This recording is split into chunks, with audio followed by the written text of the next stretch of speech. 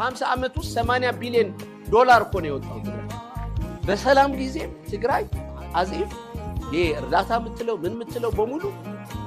በራሷን እንዳትችል ኢንተርናሽናል ሌቭል ከሚሰጠው የእርዳታ እህሎች 78% በዋር ሎርዶች ነው የሚወሰደው ፈርስት ፖሊሲ የግድ ወይም ትዋጋለ ወይም ትሞታል ሶስት አማራጭ እኔ ስለሆነቴን እምላችሁ የነዛ በርጋጊዎች ታሪክ እየተነተንን እየተረክን ጊዜያችንም አንግደል ወደ መፍትሄ እንሂድ እነሱን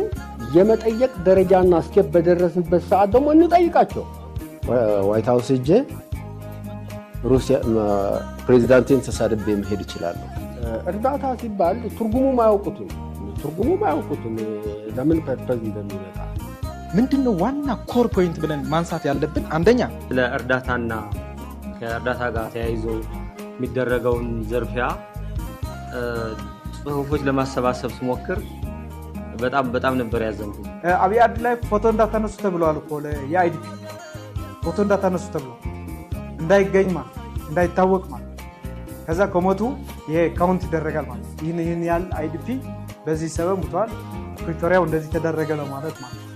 እና አንድ ቀን አድዋ ላይ ወደ 18 ተሳቢ መኪና ተጭኖ ሄደ እርዳታ እንዲከፋፈል ከዛ ማን ያራግፈው የሚያራግፍ ጠፋ ሰው እኮ በርሃው ይመጣ ተቋም ከተቋቋመ ጀምሮ እስከ ዛሬ የሚመራው አንድ ሰው ብቻ ነው ተክለወይኒ አሰፋ ይባላል ይቆጣጠረውና እንጀራ እንድታገኝ ቤተር ላይፍ ስኮላርሺፕ ምናምን ለማግኘት አጎብዳጅ መሆን አለ መጨረሻው ላይ ያ ከይሱ እነዛ በርጋጊዎች ያበላሽ የሞተ እለት 44 ሻማ አብርቶ ነው ተመስገን እኔ የፈጠርክ ፈጣሪ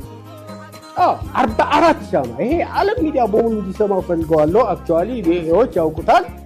44 ሻማ ሶሎዳ ሚዲያ በጣም እናመሰግናለን